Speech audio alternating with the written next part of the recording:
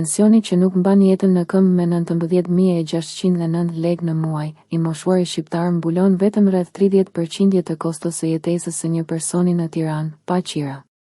Shifrat zyrtare dhe treguesit e kostos së jetesës tregojnë një hendek brutal mes pensionit mesatar dhe realitetit të përditshëm. Por ka edhe një mashtrim statistik, 29% del si krahasim me koston e vlerësuar për një person në Tiranë, jo me një shport zyrtare kombëtare individuale. Megjithatë, mesazhi mbetet i njëjtë, pensioni në Shqipëri është shumë larg dinjitetit ekonomik. Në Shqipëri, debati për pensionet shpesh mbytet në propagandë, një indeksim këtu, një premtim aty, një deklaratë politike në prag sezoni. Por shifrat e ftohta tregojnë një realitet që zbukurohet dot me konferenca shtypi. Sipas Institutit të Sigurimeve Shoqërore, pensioni mesatar urban i pleqërisë në fund të vitit 2024 ishte 19.609 lekë në muaj. Në të njëjtën kohë, një vlerësim i kostos mujore të jetesës për një person në Tiranë, pa përfshirë Qiran, e nxjerr faturën në rreth 65.650 lekë. Kjo do të thotë se pensioni mesatar mbulon vetëm rreth 29.9% të kësaj kostoje. Pra, edhe pa futur Qiran në llogari, pensionisti mesatar nuk mbulon asnjë të tretën e jetesës mujore të një personi në kryeqytet. Kjo nuk është thjesht varfëri relative. Kjo është një formulë zyrtare e mbijetesës së cunguar, ku i moshuari detyrohet të zgjedhë mes ushqimit, ilaçeve, energjisë elektrike dhe dinjitetit. Dhe kur shteti flet për mbështetje, duhet pyetur drejt për drejt, mbështetje për çfarë, kur baza vetë është e rrëzuar. Megjithatë, saktësia kërkon një dallim të rëndësishëm. Shifra 29% nuk del nga një shport zyrtare kombëtare individuale e publikuar nga Instat, por nga krahasimi mes pensionit mesatar urban dhe një vlerësimi të kostos së jetesës për një person në Tiranë. Ndërsa Instat raporton se shpenzimet mesatare mujore të konsumit për një familje shqiptare në vitin 2024 ishin 93.042 lekë për një njësi familjare me 3.1 persona, me 39.6% të buxhetit që shkon për ushqim dhe 9.6% për banesë, ujë, energji dhe qira të paguar. Kjo do të thotë se krahasimi 29% është i fortë si tregues i krizës, por duhet përdorur me kujdes metodologjik. Pikërisht këtu nis problemi i madh shqiptar, edhe kur përdor tregues më konservator, fotografia mbetet alarmante.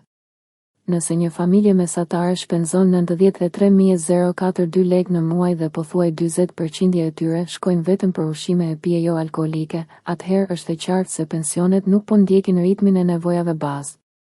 Një pension mesatar urban prej 19.609 lekësh dhe një pension mesatar rural i pleqërisë prej 11.878 lekësh nuk flasin për mirëqenie në rritje, por për një skemë që mezi mban frymën. Kriza bëhet edhe më e dukshme kur futet në skenë inflacioni. Instat raportoi se inflacioni vjetor në janar 2026 ishte 2.3%, ndërsa çmimet e ushqimeve dhe pijeve jo alkoolike u rritën me 1.8%. Edhe më domethënëse është pesha që kanë në indeks grupet që godasin më fort pensionistin, banesa, ujë, energji, gaz dhe karburante të tjera kontribuan më së shumti në rritjen vjetore të çmimeve, ndërsa ushqimet dhanë kontributin e dytë më të madh.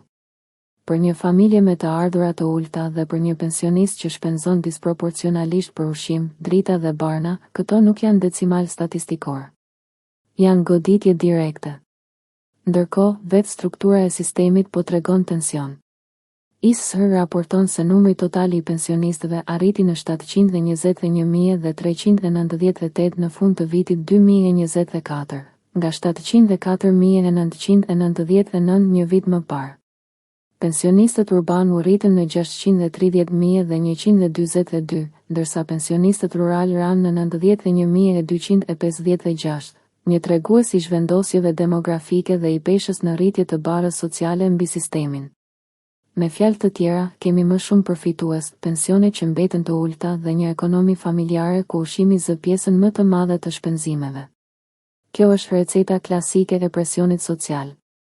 Qeveritë zakonisht mbrohen me argumentin e indeksimit, pensionet rriten, pra sistemi po funksionon.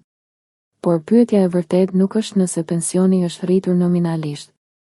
Pyetja është nëse pensionisti blen sot më shumë jetë se sa dje. kur pensioni mesatar urban i pleqërisë është 19.609 lekë dhe vetëm një vlerësim bazë i kostos për një person në Tiranë pa qira shkon mbi 65.000 lekë, përgjigjja është e qartë: jo. Nuk blen më shumë jetë. Blen më shumë ankth. Dhe ky është thelbi që politika përpiqet ta shmangë. Pensioni në Shqipëri nuk është projektuar për të garantuar pleqëri dinjitoze, por për të menaxhuar politikisht pakënaqësinë. Jepet aq sa të mos shpërthejë zemërimi, por jo aq sa të ndërtohet siguri. Kështu, pensionisti mbetet i varur nga fëmijët, emigracioni, ndihma informale apo puna edhe pas moshës së daljes në pension. Një shtet serioz do ta quante këtë dështim social.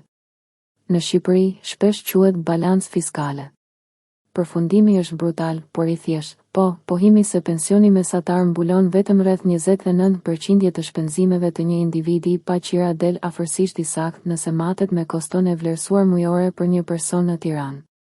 Por edhe kur hiqen sloganet dhe futet metodologjia, thelbi nuk ndryshon. Pensioni mesatar shqiptar mbetet shumë poshtë kostos reale të jetës dhe shumë larg standardit minimal të dinjitetit. Ky nuk është thjesht problem ekonomik. Është aktakuzë sociale.